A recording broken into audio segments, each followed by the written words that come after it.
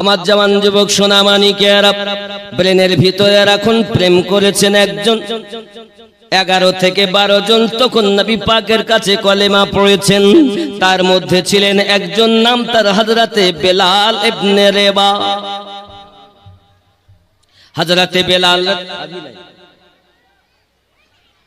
হযরতে বেলাল রাদিয়াল্লাহু তাআলা আনহু কলেমা যখন পড়ে নিয়েছেন, ঈমান যখন নিয়ে এসেছেন, ঈমানটা নিয়ে আসার পরে খবর যখন উমাইয়ার কাছে গেল, উমাইয়া বিন খালফ তখন করলো কি, তার প্রতি অত্যাচার শুরু করে দিল।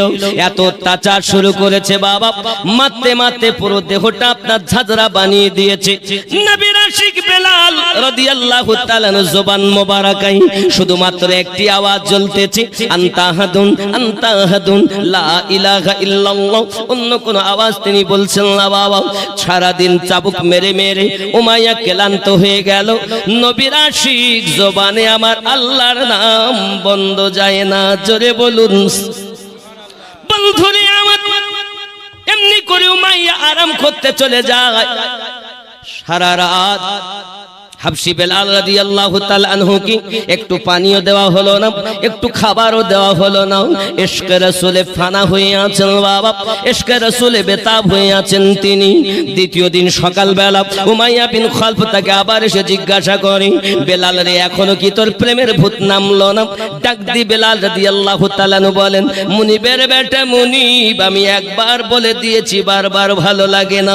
আপনার যাহা করার আপনি করুন, আমি আপনাকে কোনো বাধা দেব না। তবে জেনে রাখুন, জীবন দিতে পারি, ইশকে রাসূল দিতে পারবো না। সুবহানাল্লাহ সুবহানাল্লাহ। উমাইয়া বিন খালফ আবার চাবুক মারতে লাগলো বাবা, কারণ আমি গোড়ায় যাইনি, গেলে ওই গোড়ার থেকে এখান পর্যন্ত আসতে 2 ঘন্টা চলে যাবে। এজন্য আমি খুব টেনে আগিয়ে নিয়ে যাব ওয়াজটাকে। বক্তব্য হলো রবার, টানলে লম্বা হবে, ছাড়লে ছোট হয়ে যাবে। খুব খেয়াল করুন বাবা। হযরতে বেলাল রাদিয়াল্লাহু তাআলা আনহু কি দ্বিতীয় দিন যখন চাবুক মারতে আরম্ভ করেছেন, করে করে আপনার পুরো দেহতে আপনার ঝাঁঝরা, একই তো প্রথম দিনের চাবুকের আঘাত। দ্বিতীয় দিন যখন আবার চাবুক মারতেছি, ফেটে ফেটে রক্ত বার হয়। নবীর আশিক আনতা হাদুন লা ইলাহা ইল্লাল্লাহ মুহাম্মাদুর রাসূলুল্লাহ সাল্লাল্লাহু আলাইহি ওয়াসাল্লাম পড়ছেন। আরো জোরে বলুন সুবহানাল্লাহ সুবহানাল্লাহ সুবহানাল্লাহ। মুসলমানের সংখ্যা 11 থেকে 12। এই যুবক আমার সোনামানিক, ঈমান নিয়ে আসার পরে কত কষ্ট তাদের দেওয়া হয়, কত তাদের অত্যাচার করা হয়। তবে ইশকে রাসূল থেকে একটু বিন্দু মাত্র আপনার সরে যেতেন না। হযরত আবু বকর রাদিয়াল্লাহু তাআলা আনহু বলেন, আমি বেলাল রাদিয়াল্লাহু তাআলা আনহুকে দেখার জন্য একদা উমাইয়ার বাড়িতে আমি রওনা দিয়েছি। উমাইয়ার বাড়িতে যাইয়া দেখি, উমাইয়া যখন চাবুক মারে, বেলাল তখন হাসতেছে। আবার যখন চাবুক বন্ধ করে, বেলাল তখন কান্না করতেছে। আজাদ করে রাসূল পাকের দরবারে যখন এসেছিলেন, তিনি জিজ্ঞাসা করেছিলেন, হযরত আবু বকর রাদিয়াল্লাহু তাআলা আনহু, বলো না বেলাল, কি হয়েছিল তোমার? চাবুকের আঘাতে মানুষ কাঁদবে, কিন্তু তুমি কাঁদো না, তুমি কাঁদো না, তুমি হাসো। চাবুক বন্ধ করলে তুমি কাঁদো, বিষয়টা তো আমার ব্রেনে ঢোকে না। হযরত বেলাল রাদিয়াল্লাহু তাআলা আনহু বলেছিলেন, আয় আবু বকর রাদিয়াল্লাহু তাআলা আনহু, আপনি আমার খরিদ করে এনেছেন, আপনার কাছে আমি সত্য কথাটাই বলি, গোপন কিছু করব না গো আবু বকর। উমাইয়া যখন আমাকে চাবুক মারে, তখন আমি দেখতেছি পৃথিবীর সরজমিনে আপনার আমার নবী, প্রিয় রাসূল, নূর নবী, নূরে মুজাসসাম নবী আমার হাত ছাউনি দিয়ে বলছেন, বেলাল চিন্তা নাই রে, তুই শুধু আমাকে একা ভালোবাসিস না, আমি নবীও তোকে ভালোবাসি। আয় আবু বকর, যখন উমাইয়া চাবুক বন্ধ করে দেয়, তখন আমার নবীকে আমি আর দেখতে না পাই। এখন তুমি বলো না আবু বকর, আমি যার প্রেমের পাগল, আমি যার ইশকে মাতোয়ারা, আমি যার প্রেমের বেতাব হয়েছি, যার কাছে কলেমা পড়ে আমি সত্য ইসলাম পেয়েছি, ওই রাসূল যখন আমি দেখি, তখন আমার আনন্দের সময় হবে কিনা বলো? আর যখন নবীকে আমি দেখতে পাবো না, বলো আমার এটা দুঃখের সময় হবে কিনা? আমি আশিক নবীর মাসুক দেখি আনন্দ করি, মাসুক দেখতে পাই না তো কান্না করি। आए इश्क तेरे सदके जलने से छूटे सस्ती जो आग बुझा देगी वो आग लगाई है आहा আব্বাজি আমার সোনা মানিক দ্বিতীয় দিন চাবুক মেরে মেরে বেলাল রাদিয়াল্লাহু তাআলাকে ঝাঁঝরা করে দিয়েছে রক্ত টপ টপ করে পড়ছে ঝরতেছে জমিনে বেলাল রাদিয়াল্লাহু তাআলা বেহুশ হয়ে গেলেন জবানে আপনার কলেমা জারি রয়েছে জোরে বলুন আমার আল্লাহ পাকের কি দয়া দেখুন জবান জারি আছে বিরুদ্ধে চলতেছে কারণ অন্তরে তার ইশকে রাসূল नकी मोहब्बत हो तो ऐसी हो इसको मोहब्बत कहते हैं कि मैं उनका दिल में होता हूँ वो मेरे दिल में होते हैं कहीं वो आँखों की पुतली कहीं वो दिल की धड़कन है कहीं वो आंखों की पुतली कहीं वो दिल की धड़कन है खुदा की हर जलवे मुर्शिदे का मिल में होते हैं अल्लाहुम्मा सल्ले अला सय्यदिना मौलाना मुहम्मद आले सय्यदिना मौलाना मुहम्मद ना इस मंजिल में होते हैं ना उस मंजिल में होते हैं तुम्हारे देखने वाले तुम्हारे दिल में होते हैं देखने वाले तुम्हारे যে তোমাকে প্রেম করে সে তোমার অন্তরে থাকে ঠিক কি না হৃদয় দিয়ে প্রেম হয় আব্বাজি আমার সোনা মানিকের হাবশি বেলাল রাদিয়াল্লাহু তাআলা আনহু যখন বেহুশ হয়ে গেলেন তখন তাকে আপনার টেনে টেনে কয়েকজন প্রহরী সহ একটি ছোট্ট ঘরের ভিতরে বন্দি করে দিয়েছেন বাবা বন্দি করে দেওয়ার পরেতে দেখা গেল উনি উপর হয়ে পড়ে রয়েছেন বাঘের মতো গর্জন করে উমাইয়া বাইরে থেকে তালা মারে আর আপনার তার আগে আওয়াজ করে বেলাল সকালবেলা আমি আবার আসবো দেখবো তোমার প্রেম বেশি না আমি তোমাকে অত্যাচার করতে পারি বেশি যুবকরে আমার এমনি কথা যখন বলেছি বাবা আমার সোনা মানিকের সঙ্গে সঙ্গে উমাইয়া বিন খালদ আপনার তালাটা মারি চলে আসলো নিজে আরাম করার জন্য ঘরে এইদিকে নবীর আশিক বেলাল রাদিয়াল্লাহু তাআলা ঘরের ভিতরে পড়ে রয়েছেন বাবা এমনি করে আল্লাহ পাকের দরবারে নিশিরাতে যখন হুঁশ ফিরে গেল দুখানা হাত পেতে দিয়েছেন মালিক আমি আপনার দরবারে ফরিয়াদ করি আল্লাহ এই ইসলামের পথে ঈমানের রাস্তাতে ঈমানের পরীক্ষা দিতে আমি বেলালের কোনো আপত্তি নাই তবে তোমার কুদরতি দরবারে এটাই আবদার দোয়া প্রার্থনা আল্লাহ আমাকে ধৈর্য ধরার ক্ষমতা দান করে দাও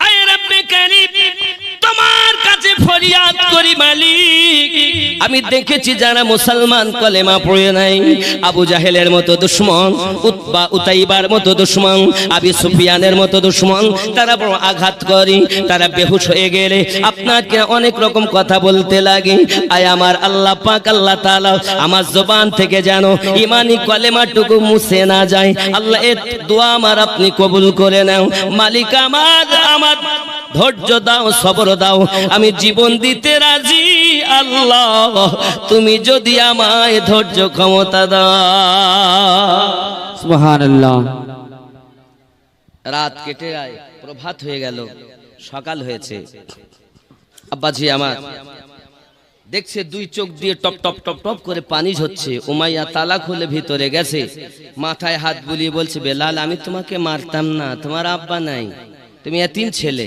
তুমি যদি আমার কথা শোনো আমি তোমাকে মারবো না কি কথা না তো আমার মাবুদকে একবার তুমি মাবুদ বলে স্বীকার করে নাও খেয়াল করবেন এ কথা যখন বলেছে সঙ্গে সঙ্গে উনি বলছেন না সম্ভবপর নয় বলছি একবার অন্তত দেবতা বলে মানো একবার উনি ডাক দিয়ে বলছেন, না তাও সম্ভব নয়, তুমি অর্থ চাইলে দেব, তুমি যদি ক্ষমতা চাও তাও দেব, তুমি যদি মনে করো আরো কিছু নেব, আমাদের সমাজের নেতা বানিয়ে দেব, বলো রাজি। হাবশি বেলাল রাদিয়াল্লাহু তাআলা বলেন, আমি দুনিয়ার অর্থ চাই না, আমার রাসূলে পাকের প্রেমের যে কত মজা, উমাইয়া তুমি একবার কলেমা পড়ে দেখে নাও। সুবহানাল্লাহ সুবহানাল্লাহ।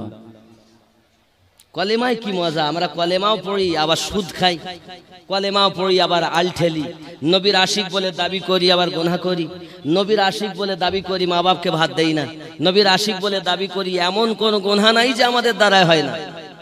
নামাজ পড়তে গেছে তো, নামাজ পড়তে গেছে, নামাজ নামাজ হইল না রে তোর, নামাজের নিলি না খবর, মন তুই ধরলি নামাজ পড়লি নামাজ সারা জীবন ভোর, নামাজ হইল না রে তোর, নামাজের নিলি না খবর। এ মসজিদেতে আজান দিলে সবার আগে যাও, মসজিদেতে আজান দিলে সবার আগে যাও, মসজিদ থেকে বাইরে এসে সুদের টাকা খাও, নামাজ হইল না রে তোর, নামাজের নিলি না খবর, মন তুই ধরলি নামাজ পড়লি নামাজ সারা জীবন ভোর, নামাজ হইল না রে তোর।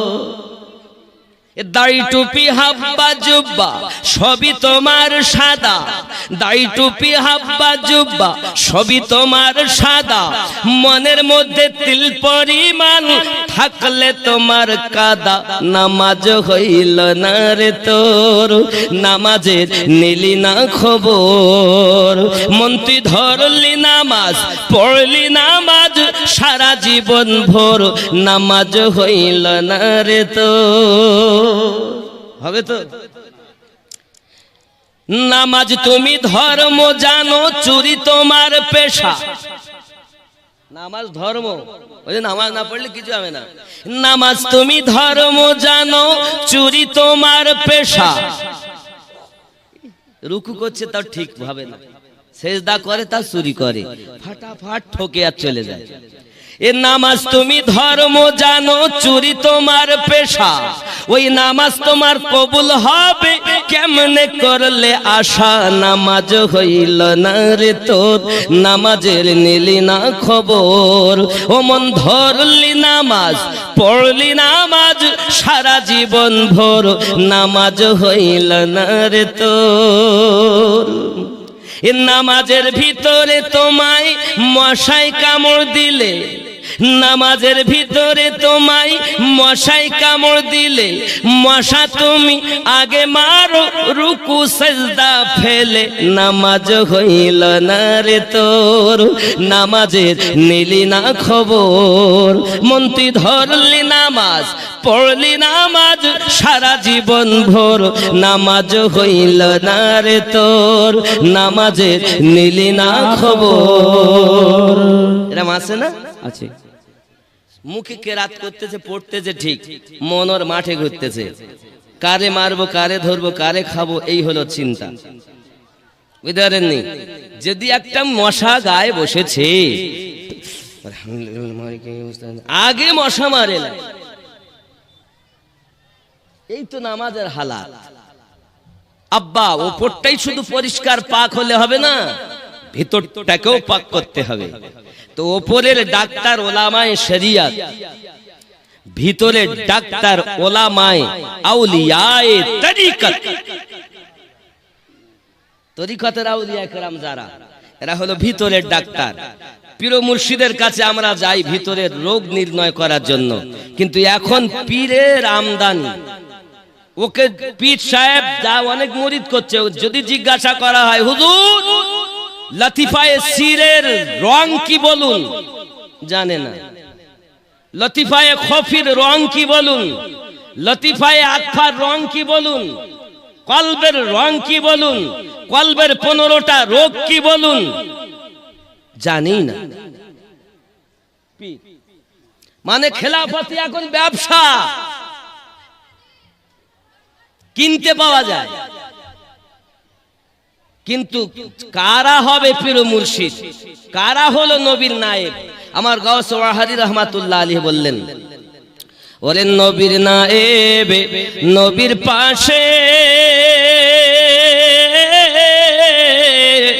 দিবানিশি থাকে বসে রে। খেয়াল করেন, নবীর নায়েব, আলেম মানে নবীর ওয়ারিস, নায়েব বলছি না তো সোর মার্কা আলেম নাকি? কত আলেমের ঘটনা লিবেন, মসজিদে থাকতে থাকতে পরের বউনে চলে গেছে।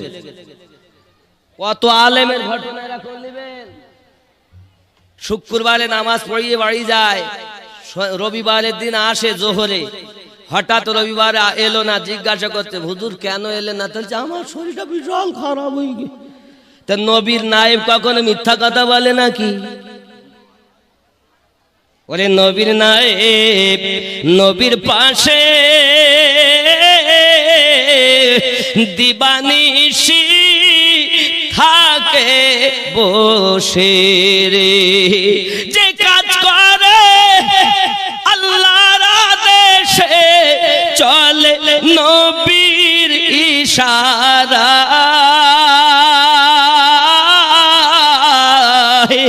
পথ বেচল বেলা বেশি না।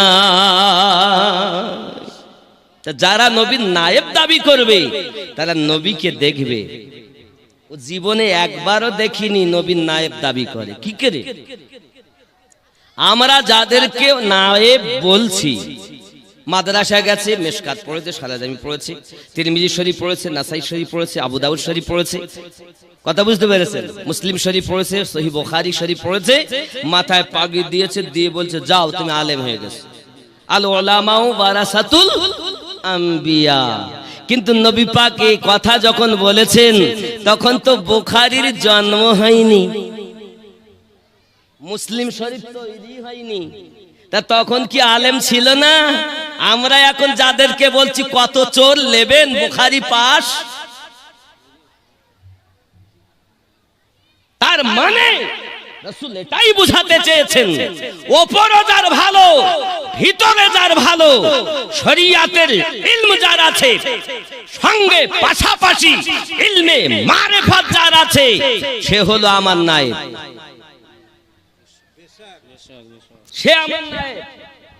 আর আমরা যাদেরকে বলছি এ নায়েব না চোর, এ চোর, যার ওপর ভালো ভিতর কালো, এ নবীর নায়েব নয়। দেখুন, আলেম হতে গেলে ইলম লাগে, আর আল্লাহর ওলি হতে গেলে প্রেম লাগে। আলেম হতে গেলে ইলম লাগবে, আর আল্লাহর ওলি হতে গেলে প্রেম লাগবে। খুব ভালো করে বুঝবেন, যার মধ্যে ইলম আছে আবার প্রেম আছে, এর তো লাজবাব নবীর নায়েব। জোরে বলেন সুবহানাল্লাহ।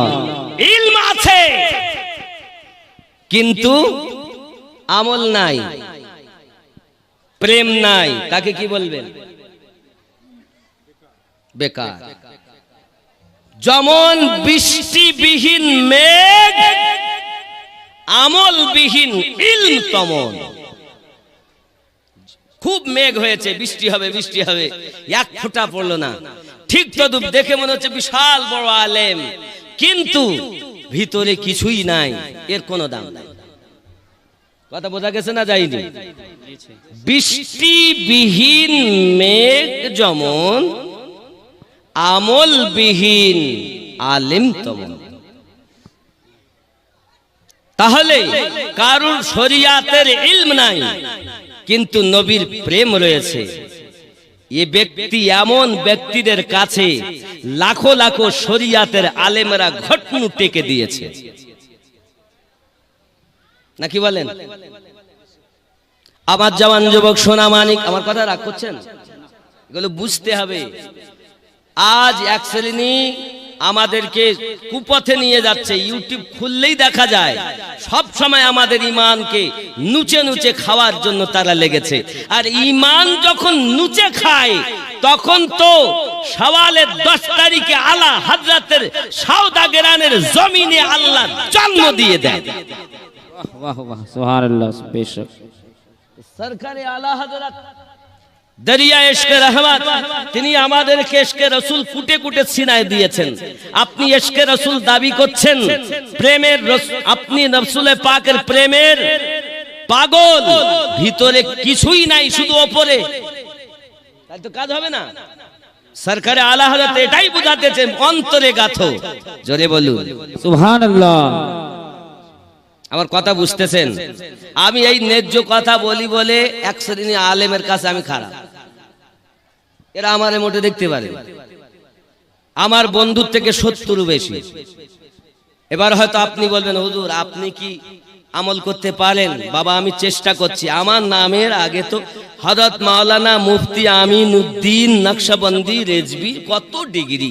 বাবা এত ডিগ্রি আমার দেওয়ার প্রয়োজন নাই, শুধু আমি এখনো তালবিল ইলম, আমি এখনো তালিবুল ইলম, আমি এখনো পড়ছি। মাওলানা বলার প্রয়োজন নেই, বড় ডিগ্রির কোনো প্রয়োজন নেই, শুধু এতটুকু বলবে না আমিনউদ্দিন এসেছে। এরে আমিনউদ্দিনকেই তো খুঁজে পেলাম না আজ পর্যন্ত, আমি আমিনউদ্দিনকেই খুঁজে পেলাম না। আপনি এত ডিগ্রি দিচ্ছেন, আমিনউদ্দিন কারে বলে? খেয়াল করেন, এ কথাগুলো বড় দুঃখ করে বলছি বাবা। এ দুটোর নাম কি? এদের দেখাচ্ছে নাড়াচ্ছে, নাড়াচ্ছে, দুটোকে কি বলে? হাত।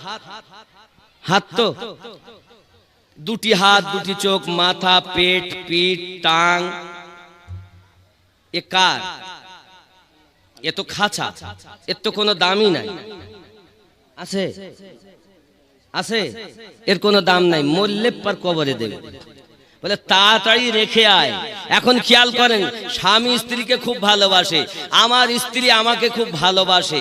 এমন সময় আমি গিয়েছি মারা যাওয়ার পরে গ্রামবাসী এসে বলতেছে, এক কাজ করো, রাত 11টার সময়, 11:30টার সময় আমিনউদ্দিন মারা গেছে, তো এত রাত্রে তো আর দাফন কাফন হবে না, তা এক কাজ করো, আজকের রাতটা তোমরা স্বামী স্ত্রী এক ঘরে থাকো, সকালবেলা কালকে জোহর বাদ মাটি হবে।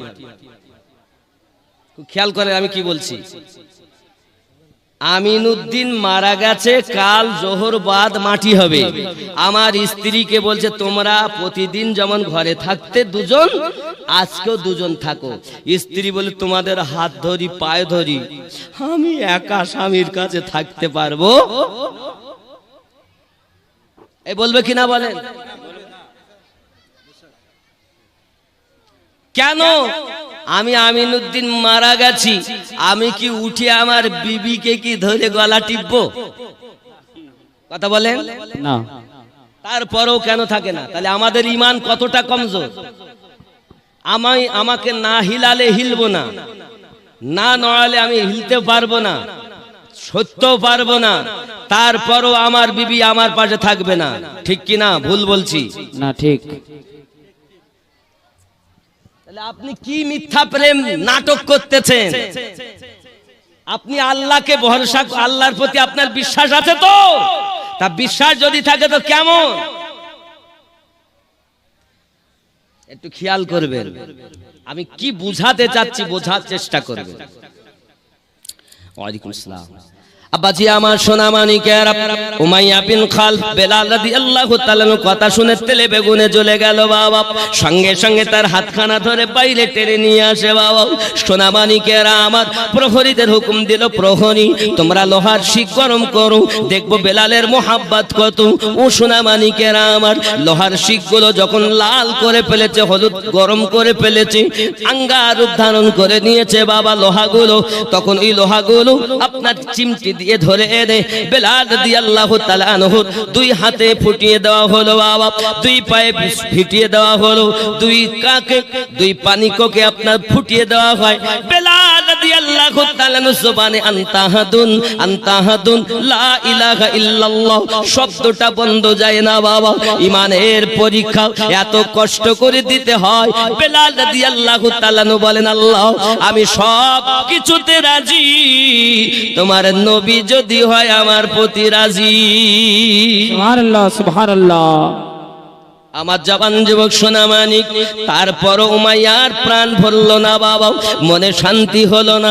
এই যুবক আমার সোনা মানিকের খেয়াল করুন, পুরো দেহ যখন ঝাঁঝরা হয়ে আছে, পুরো দেহ যখন ঝাঁঝরা হয়ে আছে, এমনি সময়তে লবণ মাখাতে লেগেছে তার উপরে, দেহের উপরে লবণ দেয়, লবণ ছিটিয়ে ছিটিয়ে দেয়। আব্বা আমার লবণ দিলে কত কষ্ট হয়, কাটা জায়গাতে আপনি যদি লবণ দেন দেখবেন কত কষ্ট হবে। যুবকের বেলাল রাদিয়াল্লাহু তাআলা ইমানের পরীক্ষা দিচ্ছেন, কিন্তু ইমানে দাগ লাগতে দিচ্ছেন না। এমনি করে বাবা আবার উমাইয়া বিন খালফকে আবু জাহেল একটা মিটিং এ ডাক দিয়েছে, ওই মিটিং এ হাজিরি দিয়েছে। জবান আমার যুবকেরা, ওই মিটিং থেকে যখন আপনার কিনা আবু জাহেল জিজ্ঞাসা করে উমাইয়া বেলালের খবর বলো না, সঙ্গে সঙ্গে বলে ওগো আবু জাহেল, ওগো আবুল হাকাম, ওর নাম হলো তখন আবুল হাকাম, জানেন আবুল হাকাম। আব্বা আমার আবুল হাকাম মানে বুদ্ধির পিতা। নবী আমার এসে পরিবর্তন করে নাম রাখে আবু জাহেল, মূর্খের পিতা। কথা বুঝতেছেন আমার জবান যুবক সোনা মানিক? এমনি করে আপনার সময় চলে গেল বাবা, দেখা যায় কিনা উমাইয়া বিন খালফ বলে এত কষ্ট দিলাম কলেমা ভোলাতে পারিনি, আমাদের লাত উজ্জা হবল কি তাকে দেবতা বলে স্বীকার করাতে পারলাম না, বলে আমার কাছে দাও আমি পারবো। আবু জাহেল উমাইয়াকে ডাক দিয়ে বলে উমাইয়া শুনে রেখে দাও, আমার ঘরে একটা দাসী ছিল, নাম ছিল তার আপনার উম্মে সুমাইয়া রাদিয়াল্লাহু তাআলা আনহা। এই জননী মা খালা শুনে নিন, রাতের বেলা এই পৃথিবীর সার জমিনে ইমানের জন্য সর্বপ্রথম জীবন দিয়েছেন যিনি, তার কথা আমার নবী পাকের জামানাতে, আমার নবী পাকের যুগে সর্বপ্রথম তার নাম হযরত উম্মে সুমাইয়া রাদিয়াল্লাহু তাআলা আনহার নাম আপনার কিনা ইতিহাসে পাওয়া যায়। জননী কোন পুরুষের নাম আগে আসেনি, মায়েদের ভিতরে নাম আগে এসেছে, ইসলামের জন্য জীবন দিয়ে দিয়েছে। এই সোনা মানিক আমার আম্মা খালা শুনে নেন, রাতের বেলা হযরত উম্মে সুমাইয়া রাদিয়াল্লাহু তাআলা আনহাকে এত কষ্ট দেওয়া হয়েছে, এত আঘাত করা হয়েছে, হাত কেটে দেওয়া হয়েছে, ঈমান ছাড়লো না, টাং কেটে নেওয়া হয়েছে, ঈমান ছাড়লো না, জিহ্বা আপনার কেটে নিয়েছে, ঈমান ছাড়লো না, চোখ তুলে নিয়েছে, ঈমান ছাড়লো না, কান কেটে নিয়েছে, তবু ঈমান ছাড়লো না, গোপন অঙ্গে বল্লভ ঢুকিয়ে দিয়েছে, ঈমান ছাড়লো না। ঈমানের জন্য, রাসূলের প্রেমের জন্য, ইসলামের জন্য নিজের জীবন কুরবানি করে দিয়েছেন। তিনি কোন পুরুষ নন, তিনি একজন আমার মা উম্মে সুমাইয়া রাদিয়াল্লাহু তাআলা আনহা। আপনারা হলেন সেই মায়ের জাত, আপনারা হলেন সেই জননী আমার। আপনাদের মতো মায়ের গর্ভে সরকারে আলা হাজাত জন্ম নিয়েছেন, আপনাদের মতো মায়ের গর্ভে খাজা গরিব নওয়াজ জন্ম নিয়েছেন, আপনাদের মতো মায়ের গর্ভে মুজাদ্দিদ আল ফিসানি রাদিয়াল্লাহু তাআলা জন্ম নিয়েছেন, আপনাদের মতো মায়ের গর্ভে গাউসে পাক জন্ম নিয়েছেন। ই আমার জননী মা খালা, দুনিয়ায় করবেন না ঝালাপালা, দুনিয়ার আনন্দকে বাদ দি আমার নবীর প্রেমের পাগলিনী হয়ে যা। সুবহানাল্লাহ সুবহানাল্লাহ। নায়িকা হবেন না মা, মা হন। এ যেহেতু ইসলাহি মেহফিল, বুঝতে পেরেছেন, ইসলাহি ওয়াজ, যেমন মেহফিল তেমন বক্তব্য। হয়তো সকলের ভালো লাগবে না, কারণ এটা হলো আম পাবলিকের জন্য, আলেম ওলামারা সবই জানে। কথা বুঝতে পেরেছেন আব্বাজি আমার সোনা মানিক? তাহলে আমার মায়েদের জন্য উচিত হবে, আমার মায়েদের কাজ হলো সংসারের কর্ম করা, 5 ওয়াক্ত নামাজ পড়া, স্বামীর সেবা করা। কথা বুঝতে পারেন? মায়েদের জন্য 3টি কাজ, সংসারের কর্ম করা, 5 ওয়াক্ত নামাজ পড়া, স্বামী সেবা করা। সব করতে পারবো হুজুর, কিন্তু ওই স্বামী সেবা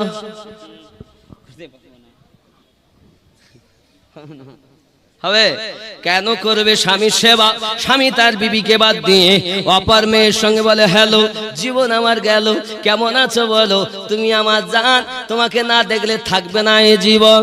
এ কথা এখানকার যুবকেরা বলে না, এরা খুব ভালো, এরা বলে না, এরা খুব বিবিকে মোহাব্বত করে, ভালোবাসে। এজন্য তো স্বামী স্ত্রীতে কোনো গন্ডগোল নাই। দেখেন না কত প্রেমের সংসার। স্ত্রী ওরকম, খালাতো ভাই ভালো লাগে কথা বলে না, ফুফাতো ভাই আজকে জালসা দুধ বাড়িতে দিয়েছেন, খালাতো ভাই এসেছে, মামাতো ভাই এসেছে, ডিম সিদ্ধ করে বলে খাও, তুমি আধা আমি আধা, আধখান করে ডিম ভাগ করে খায়, কিন্তু নিজের স্বামী এক ডিমের গন্ধ পায় না।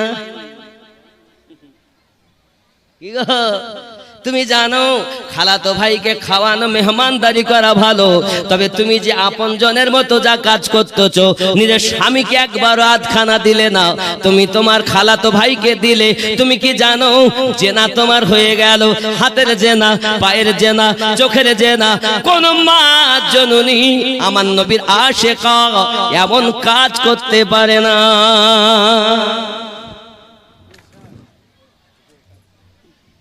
মামা তো ভাই, খালা তো ভাই খুব ভালো লাগে, আর স্বামী ভালো লাগে না, এরকম আছে না নাই? আব্বাজি আমার কালকে হয়তো আমার আফজাল ভাই অনেক কিছু বলে গেছেন স্বামী স্ত্রীর হকের কথা, আমি ওদিকে যাচ্ছি না, চলুন আগিয়ে যাই। বেলাল রাদিয়াল্লাহু তাআলা আনহুর প্রেম আপনি আমার খেয়াল করুন, এমনি করে কষ্ট দেওয়া হয় বাবা। আবু জাহেল ডাক দিয়ে বলে, আয় উমাইয়া চল না, আমি তাকে কলেমা ভুলিয়ে দিতে পারবো। বলে সম্ভবপর নয়, চলো। পারবে না কি দেখি? পারবো মানে? পারবো মানে তুই কি বলতে যাচ্ছিস? পারবো না? পারবই। উতবা বলে যদি পারো তাহলে 20টা উট আমার তরফ থেকে তোমায় দেব। উতাইবা বলে আমিও 20টা দেব। চলো তাহলে প্রতিযোগিতা চলছে কলেমা কিভাবে ভুলানো যায়। আব্বাজি আমার সোনা মানিক, এমন সময় আবু জাহেল এসেছে, উতবা এসেছে, উতাইবা এসেছে, নবীর দুশমনেরা আবু জাহেল সহ আপনার উমাইয়ার বাড়িতে হাজির হয়ে গেছে। এমন সময় দেখা গেল বেলাল রাদিয়াল্লাহু তাআলা আনহু আপনার উপর হয়ে পড়ে আছেন, আনতাহাদুন আনতাহাদুন পড়তেছেন, পুরো দেহটা তার ঝাঁঝরা হয়ে আছে বাবা, পুরো দেহটা তার ঝাঁঝরা হয়ে আছে, চাবুকের আঘাতে, আবার চাবুকের আঘাতে।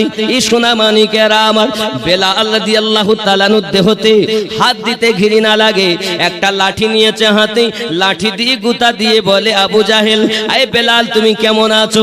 বেলাল রাদিয়াল্লাহু তাআলা আনহু জবান দিয়ে বলতেছেন, আল্লাহর দয়াতে নবীর মায়াতে ভালো আছি। সুবহানাল্লাহ সুবহানাল্লাহ। আবু জাহেল বলে, রে এর এখনো বেগ কমিনি, এর এখনো বেগ কমিনি। সামনে পানি গরম করা হচ্ছে, টকবক করে ফুটছে। যেমন দেখবেন আমার মায়েরা যখন ভাত রান্না করে, তখন চালগুলো যখন ফুটে যায়, পানি যখন তেতে যায়, গরম হয়ে যায়, ফুটতে লাগে, ঠিক টকবক টকবক করে ফুটছে, ওই অবস্থা পানি। আবু জাহেল বলে, বেলালকে গরম পানিতে চেপে ধরো, দেখি তার প্রেম কত। আব্বাজি আমার,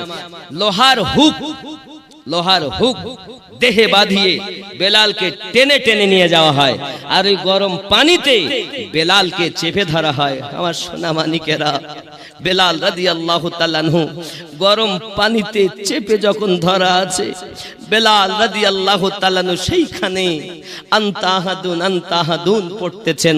আমার আল্লাহ বলেন, বেলাল আমার হাবিবের মোহাব্বতে আমি আল্লাহ তোমার আরো ধৈর্য ক্ষমতা দিলাম, তোমার আয়ুকে আমি আল্লাহ আরো বাড়িয়ে দিলাম। জোরে বল সুবহানাল্লাহ। কেন? তোমার প্রেম আমি আল্লাহর বড় ভালো লেগেছে। আব্বাজি আমার, শুধু তাই নয়, এমনি করে অনেকক্ষণ পর যখন বার করা হলো বেলাল রাদিয়াল্লাহু তাআলা আনহুকে, আবার আবু জাহেল জিজ্ঞাসা করছে, বলো খবর, প্রেম তোমার এখনো কি লাত উজ্জাকে দেবতা বলে মানবে না? বেলাল রাদিয়াল্লাহু তাআলা আনহু হাতের ইশারা করে আওয়াজ বুঝাচ্ছেন, আয় আবু জাহেল, এই জীবন দিতে রাজি, কিন্তু ঈমানে আমি বেলাল দাগ লাগতে দেব। তোমরা আমার দেখো চাবুকের আঘাতে ঝাঁঝরা বানাতে পারো, তোমরা আমাকে গরম পানিতে চেপে ধরে আমাকে গরম পানিতে সিদ্ধ করতে পারো, তবে আমি হৃদয় দিয়ে আমার নবীকে প্রেম করেছি, এই হৃদয়ে আমার নবী ছাড় কিছুই নাই। সুবহানাল্লাহ সুবহানাল্লাহ। আমাদেরও অন্তরে আমার নবীর প্রেম থাকবে, ঠিক কিনা বলে? আব্বাসি আমার সোনা মানিক, এমনি করে আপনার কিনা আবু জাহেল বলে, এক কাজ করো, এ কই আঙ্গার, আগুনের আঙ্গার তৈরি করা আছে, আঙ্গারেতে ফেলো, দেখি এর প্রেম কত। আব্বাসি আমার, যখন লোহার হুক দিয়ে তাকে ঝুল দিয়ে টেনে আঙ্গারে ফেলে দেওয়া হলো। আঙ্গারের ভিতরেও বেলাল আমার নবীর কলেমা পড়তেছে।